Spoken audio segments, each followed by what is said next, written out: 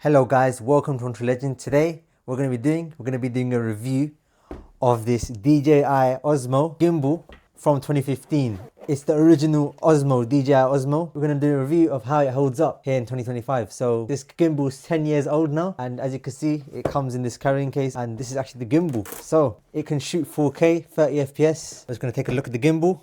Got a battery compartment over here. I've got the battery over here, OM160. That's the model number of this Osmo. So as you can see at the back, you can see the model number. It says OM160. Obviously, you can see I've got a strap. This is actually a strap that I've got from a Nintendo Wii. So I had this gimbal for quite a bit now. I haven't been using it often. I thought I'd just do a little review of how it holds up here in 2025 because I haven't seen much people review this gimbal here in 2025. I'm gonna test the footage as well, few videos, and see how it connects to phones. It also comes with the charger, so you could charge the battery.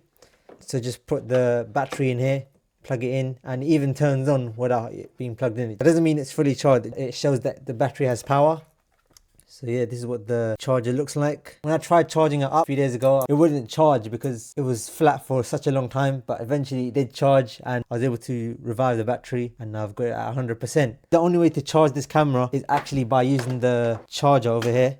You can't charge it with the micro USB port. That's only just to connect it with the PC because this battery charges at 12 volts and this is only 5 volts. Micro SD card slot, I've got a 64GB SD card inside. It actually had a little thing at the front, but that broke off. So as you can see, this is how you unlock the gimbal. Then you just open this, and then you open this, and that's how the gimbal works. This is to put your phone in to monitor the video. This connects to Wi-Fi, which I'll show you in a minute. And that's to lock it back into place. This gimbal is called a Zenmousse 3. It's completely modular. You could just remove this gimbal bit, just take it off here, and it just comes off. Actually amazing. This is what it looks like inside. This is the actual gimbal itself, as you can see, and then that's how it works.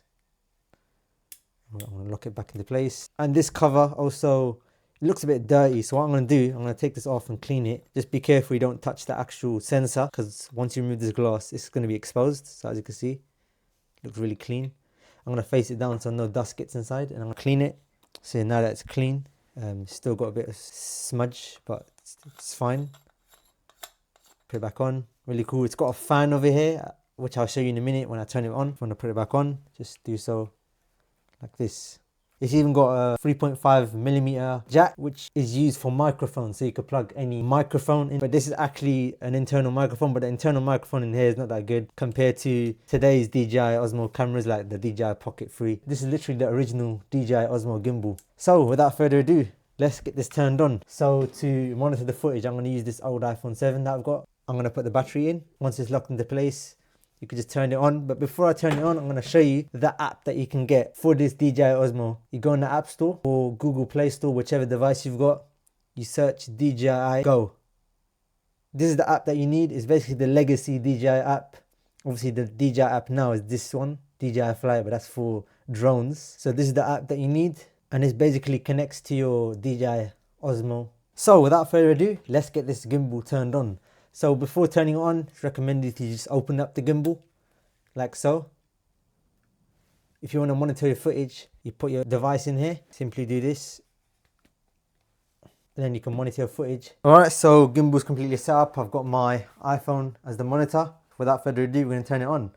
So, this is what it sounds like. As you can see, it's now turned on. In a minute, the fan will kick off. While it's booting up, you're going to connect to the Osmo's Wi-Fi. I've connected to the Osmo's Wi-Fi. It should say Osmo connected, so I'm going to go in the camera. You can do a tutorial, but I'm not going to do it.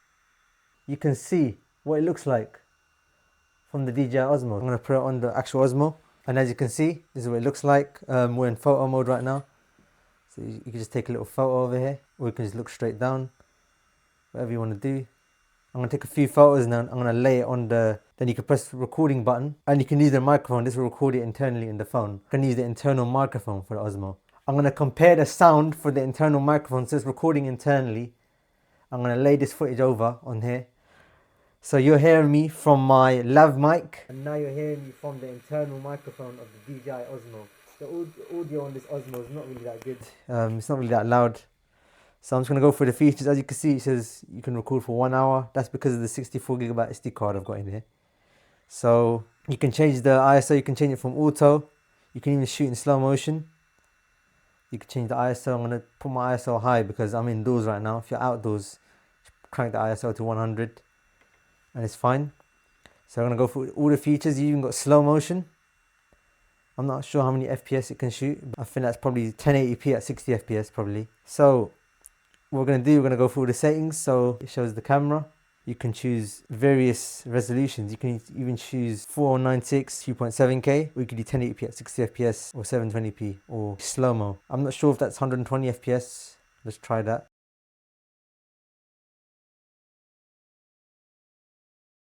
You can even change the video format between MOV and MP4. You can do video standard from PAL to NTSC. That essentially makes it 25 and 50 FPS. If you're in the UK like me or European countries where 50 Hz is used, then use PAL, which I'm going to switch to PAL. So as you can see, we now got 25 FPS. Let the camera restart. I'm actually shooting in 50 FPS right now for this video. When I shot in 60 FPS before, the light flickered in the video, so I'm shooting in 50 FPS, which is much better for my videos. So as you can see, we now got the different options. We now got 25 FPS, and we've got 50 FPS over here. You can choose the photo ratio. You can even choose time-lapse format, so JPEG and video, or you can choose image format, JPEG and RAW. If you want to take raw photos and edit them in Lightroom. You can even choose color, D-Log and D-Cinelite. You can change the Wi-Fi settings. So if you go in here, you can choose between 2.4 and 5 gigahertz. 5 gigahertz is better. So this is the default password for everyone, 1234. So I renamed it to 1TR Osmo. You can choose about, you can even choose battery info. See the voltage, so it's currently sitting at 10 volts. So that's not even that much. 33 is not a lot. So the charge cycle, I haven't used this a lot.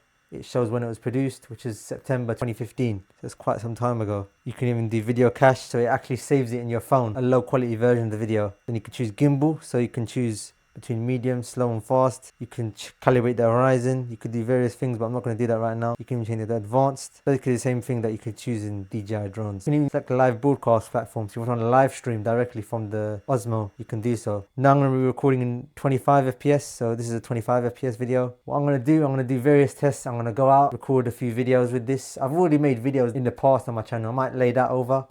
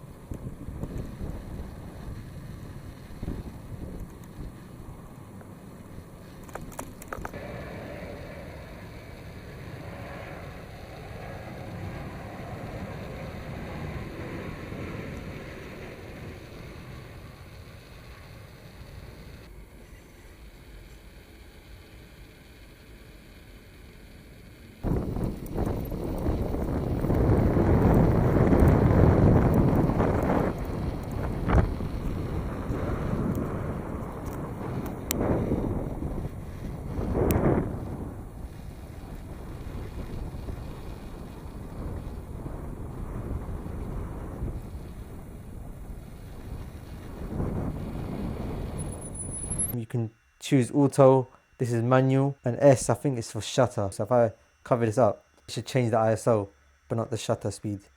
So only the shutter speed will be a manual. And auto, everything will change. So if I just turn off the lights, you can see the ISO change to 3200. If I turn it back on, the ISO should change back to 400. And if you press this button over here, you can lock the gimbal in place. So if I move around now, you can see the gimbal stays exactly where it is. So I'm going to record a video to demonstrate. So I'm going to hold on to this thing, and as you can see, it stays right there. But if I don't, the gimbal moves around with what I'm panning and tilting. So, and you can just pan and tilt manually, like so. You should also notice something, that the actual fan turns off when you're filming, so it doesn't get in the way of the video. So obviously you could choose even video resolution right over here, or you can even choose recenter over here. You can choose selfie mode. So yeah guys, this is a really good gimbal. I would definitely recommend this gimbal if you can get it on eBay. Obviously you can't do 4K at 60 FPS. The quality kind of does look like it's from 2015. Like the ISO can look high when you're indoors shooting. For a camera like this, that's 10 years old, it's really good. The only problem is it's quite inconvenient. If you want to monitor the footage, you would have to put your phone in here, connect it to the Wi-Fi, and that's how you have to monitor the footage. And to connect it to microphone, you have to plug a 3.5mm audio jack in here, which is kind of long unless you just want to film without monitoring the footage or controlling the footage as well. Obviously the newer DJI pocket cameras, you could just film directly on the actual screen. You don't need to have to plug your phone in. It's not really for vlogging because you have to take out your phone in here. You can use it for vlogging, but it's going to be more bulky, and you've also got a bigger carrying case. And the thing is, you can't even charge it with a USB power bank. You'll have to use one of these big battery chargers like this, so you can't charge while recording. You can probably get a dummy battery that can connect directly to your power supply, but other than that, quite bulky. So the only way to charge it is to literally find a plug somewhere and plug it in. Unless you've got multiple batteries, then yeah, a bit more convenient. But other than that, I'm gonna conclude this video now. Thank you for watching. I hope you really enjoyed this video of reviewing this old camera here in 2025, and I'll speak to you in the next video.